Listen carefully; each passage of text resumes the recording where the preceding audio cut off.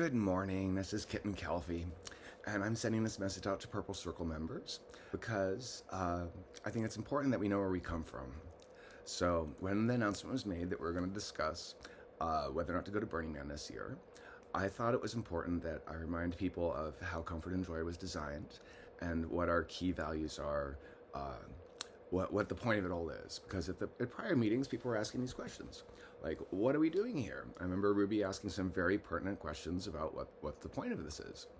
And in order to make good decisions about how we move forward, I think it's a good idea to look at the founding theories that went into the design of this nonprofit that we care about so much. All of us do, which is great that we have this in common.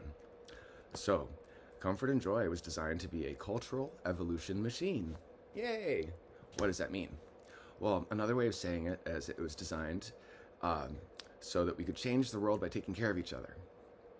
Now that sounds really different than some of the things that we see, like the current mission statement, but this isn't meant to replace the mission statement. This is to explain the ethos behind it and the theories behind the secret sauce of what our greatest successes have been in the past. So, where can we find more information about this? Well, around 15 years ago, Lapis Luxury and I put this together, which is full of primary sources about the theories behind Comfort and Joy. And we are planning on bringing it back in a series called the Queer Theories Salon, where there's 5 sections in here, and we're going to go through each of these sections in 5 different events. So the first section, is called Harry Hayes' Vision, Historic Realness. And it goes into a lot of the Radical Faerie theories with primary sources of what started Comfort and Joy.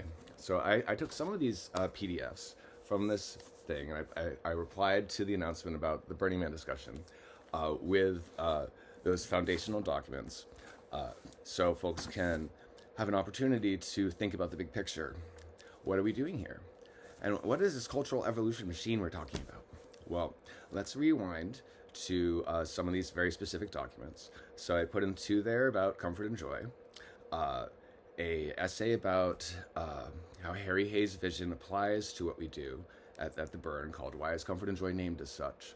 And in that essay, it talks about how Harry Hay studied Native American stuff before he went and started the Radical Faeries, and he came back from that experience with certain insights that he felt important to share with white gays. Being gay, being queer, is not a sin, shortcoming, something to be ashamed of, something to hide. It's actually a source of insight that can inform our expertise and help us develop our talents to be our best selves.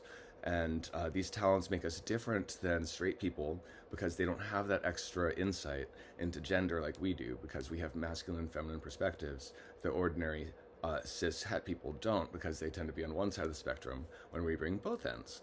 So that coming in from both ends of the spectrum, the masculine and feminine, gives us extra insight that can make our art more meaningful and impactful, whether it's dealing with a physical illustration, or if our art is taking care of people in innovative ways, or whatever it is that we use our expertise for. So Radical Faeries generally are people that understand this and act accordingly. And that's one of the reasons why fairies are so diverse, is because there's so many different ways to enact your expertise that comes from queer insight. So when we go out to the Burn, we're basically leaving a heterodominant society and going and creating our own space, a temporary autonomous zone, where we can understand each other without interference from straight people telling us to tone it down, put it away, zip it up, or otherwise don't act like ourselves. So we have a Taz space out at the Burn. And then there's also another PDF in that email that includes the results of a discussion from a Comfort and Joy retreat in 2008, where we brainstormed basically values and vision of the organization. You may see this as different than the current one that gets sent around. I see the current one as a distillation or an edited version, a condensed version of this older one, which was more detailed. So I don't see them in conflict. I see them as informing each other. And there's some things in the older one which I think are valuable that I like to point out, just in the level of detail. So there's a couple other essays in this email. There's something from Harry Hay that talks about our 3rd gender responsibilities.